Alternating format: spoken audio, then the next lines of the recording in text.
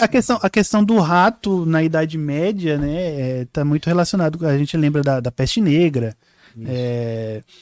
e de como há uma relação muito forte da caça às bruxas ao aumento da peste negra, né, porque, e aí... Essa história é incrível. Eu não sei se, eu não vou saber precisar assim, mas há uma associação muito grande da figura da bruxa com o gato preto, né? Tá, sim, então, muito forte. Você, pô, Sabrina, aprendiz de feiticeira, o amigo dela que fala lá é um gato preto, né? É o Salem, né? O gato preto tá no Edgar Allan Poe, exatamente. Então, tipo, o gato preto tem, associa-se, o gato preto né? tem o Sif, que é o gato do Halloween, na verdade. Que é o gato Sif que desce. E no dia do Festival de Samhain, ele descia da montanha. E aí as pessoas que deixavam um leitinho pra ele ia ter um ano maneiro. Quem não deixasse o leite na porta pra ele ia foder a vida daquela pessoa aquele ano. Tem o gato preto do Ney Mato Grosso também. Tem muito sim, louco, cruza a estrada, né? Cruza na sua frente, pá. No Harry Potter, a bruxa vira um gato, se transforma em gato. Então tem uma associação muito forte. E aí isso leva, né, do tipo ao pensamento bizarro de se a pessoa tem um gato preto, ela é uma bruxa. Só para complementar o que você está falando, existia uma ideia de que as bruxas executadas reencarnavam em gatos. Tem essa também. Então essa associação da peste é o quê? Você exterminava o predador do rato, o principal predador de rato, matou-se muito gato, né? E aí você tem uma proliferação. Uma explosão da população de roedores, que são os transmissores da doença. E aí há um aumento gigante da... É uma história que tem controvérsia, lógico. Alguns historiadores não chancelam essa causalidade, né? Do tipo, diminui gatos, aumenta ratos, aumenta a doença. Há outros fatores para a gente saneamento básico, compromisso, várias coisas, né? A Idade Média, antes dos mouros chegarem na Europa, a Idade Média era um verdadeiro lixão. Tem muitos historiadores que batem o martelo nisso, né? Foram os mouros que trouxeram o conceito de saneamento básico para a Europa na Idade Média. Tipo, então, antes disso, era tipo cocô, xixi no chão. E sujeira. Então isso, junto ao aumento dos ratos, aumentou a peste negra. E aí foi aquele, né, dizimou aí, sei lá, o pessoal fala em 1/3 da população da Europa, nem sei se é isso, posso estar exagerando. E você vê isso que você está falando, eu vou contar 2 passagens que eu acho que são legais. Uma desse contato com culturas...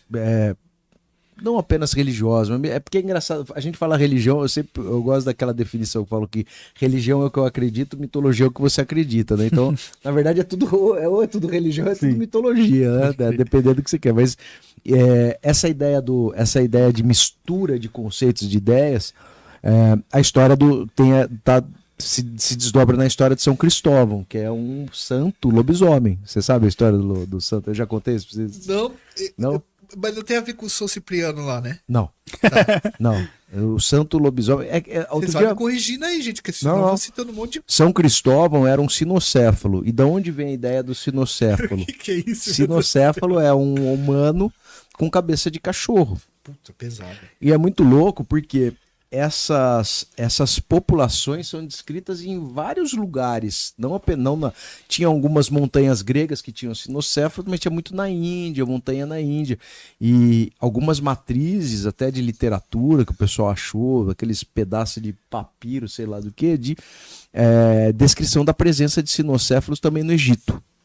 E da onde que veio do Egito? Provavelmente seriam, em tese, descendentes de Anubis. E o que acontece? Anubis, para quem não sabe, é o deus da morte, né? Egípcio. E um desses sinocéfalos é célebre, que é o São Cristóvão, que chamava Réprobos. São Cristóvão, não chamava São Cristóvão, chamava Réprobos. Ele servia um rei que era adorador do diabo, e era também uma coisa muito legal, porque a frequência social possibilitava você ter contato direto com o cara que adorava o diabo e o próprio diabo. E as histórias dele dão conta de que ele começou a perceber, porque o trabalho dele era atravessar um rio. Essas criaturas eram sempre muito grandes, elas se comunicavam latindo, então eram muito fortes, e eram reativas, não eram muito. Então os sinocéfalos não eram eles reagiam com violência, eram muito fortes e tal, mas eles não necessariamente eram figuras maléficas, embora o réprobus chamasse réprobus, o reprovado, né? Então sempre nesse sentido, o amaldiçoado e tal. E o trampo dele era atravessar um rio com carga. Ele era muito forte, então. E aí ele começou a perceber, a ideia de Jesus começou a chamar atenção para ele, porque ele viu que o rei que ele servia, que era adorador do diabo, morria de medo quando falavam de Jesus, quando falavam do Messias, e o diabo também não gostava. Quando o diabo aparecia por lá, eles não gostavam, não podia falar de Jesus, que os caras se apavoravam. E aí, numa ocasião, ele lá no trabalho dele, um garotinho pediu para atravessar o rio. E aí ele falou, beleza, sobe aí. Um molequinho, imagina, ele levava toneladas, fortíssimo, botou o molequinho nas costas, começa a atravessar o rio e começa a sentir um peso muito forte. Peso, e ele começa a se arquear e fala, caralho, vou morrer afogado. Termina, atravessa o rio, quando ele chega do outro lado, extenuado, cai no chão, o molequinho vira pra ele e fala assim, você acabou de atravessar o rio com todo o peso do mundo nas costas e com quem criou o mundo. Então, na verdade, ele tinha acabado de atravessar o rio com Jesus, com o menino Jesus. A partir disso, ele se torna Cristófaro. Cristo, né? O menino, né? Jesus, o iluminado, o divino, quer dizer, o escolhido.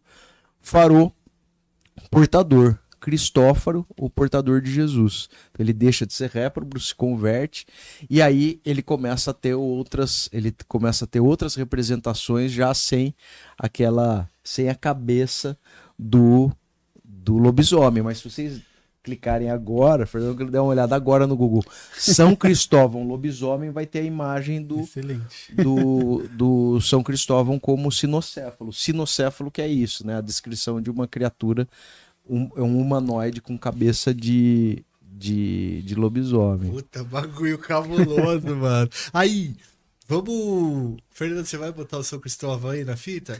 Não, porque eu quero ir pros vampiros. Pera aí, mano. Quero ir pros vampiros agora. Seguinte. Uma perguntinha. Joanópolis.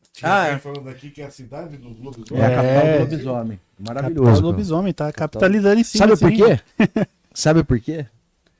Diziam que o fundador de Joanópolis, isso a gente fala isso, galera, se tiver algum parente, estava no universo lendário, né? Sim. Não vai difícil achar, mas diziam que o fundador de Joanópolis era um lobisomem. Oh, peraí. Uma perguntinha, pode perguntar. Passa essa batata aí. O Fernandão vai comer batata, peraí. A gente tá batendo recorde, 110, 111 pessoas no chat, eles vão precisar ficar aqui mais. Pra já vai falando sobre essa história do São Cristóvão, achei legal, que me lembrou um outro texto, que é de São Julião, que tem... Eu não vou saber a história do santo, mas eu conheço o conto do Flaubert. O Flaubert, de Madame Bovary, um dos maiores escritores franceses, escreveu um conto sobre o São Julião, né? Que o São Julião, a história dele é muito fantástica, assim, também, porque é uma coisa meio edipiana. Ele era filho de um rei. Hoje eu tô me sentindo muito foda, velho. Ele era filho de um rei. Edipiana, eu falei, nossa, e aí, na versão do Flaubert, pelo menos, da forma como ele conta, ele era um homem, assim, muito raivoso, e ele gostava de caçar. E aí, certo dia, ele mata o filhote de um outro animal, e agora eu não vou lembrar que tipo de animal que era, faz um tempinho já que eu li, e esse animal fala com ele, amaldiçoa ele. Você vai matar os seus pais. Você vai matar os seus pais sem você saber. Como maldição, como punição. E aí o que ele faz? Pra não matar os meus pais, eu vou fugir, vou pra algum lugar pra longe dos meus pais. E aí esse cara vai, viaja, se casa com uma mulher, com a princesa, estabelece o reino dele longe, porque como o Édipo, né, vamos lembrando do Édipo, os pais... Era apaixonado pela mãe, né? Os pais recebem a profecia de que o filho vai matar o pai e se casar com a mãe. Então, para isso, eles meio que mandam um cara matar o Édipo. Só que o cara fica com pena, entrega para um casal criar. O Édipo cresce. Aí, no futuro, ele vai acabar cumprindo a profecia. E aí, o Julião, ele acha que ele tá livre da maldição. E aí, um dia, ele sai para caçar. Pra fazer algumas paradas dele. E a esposa dele recebe um casal em casa. Que eles estavam viajando, precisando de um lugar pra dormir. E aí ela dá a cama deles pra ele dormir. E aí quando o Julião chega na casa e vê 2 pessoas dormindo, ele acha que é a esposa dele com um amante. Ai, meu Deus. Aí ele do céu, pega que uma errado. arma e mata os 2. E aí quando puxa o lençol, descobre que eram os pais dele. Né? E aí tem toda essa coisa trágica, daí ele vai se isolar novamente do mundo e vai morar num lugar que precisa fazer uma travessia, tem um grande rio. Porra, agora só fazer uma coisa. Ele casou, ele foi caçar de novo, depois dele matar Sim. o bicho, que eu nunca mais ia caçar, velho. é louco, Mas aí mano. ele ia atravessar o rio. Aí ele para se redimir, ele se estabelece numa casinha perto de um rio e ele atravessa viajantes. Aí um dia ele atravessa um homem que é um leproso. Ninguém quer ajudar a atravessar, ele vai e aceita. Aí depois que ele atravessa o leproso pede um abrigo, ele deixa o leproso dormir lá na casa dele. E aí o leproso dorme com ele na cama e ele aceita, né, porque ele tá tentando se redimir. E aí depois ele descobre que o leproso era Jesus, fazendo uma provação dele até que ponto ele iria para se redimir.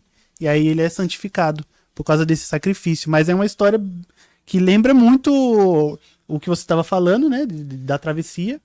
E essas coisas de Édipo, esses mitos, essas maldições, né, que perseguem o cara e o cara não consegue escapar.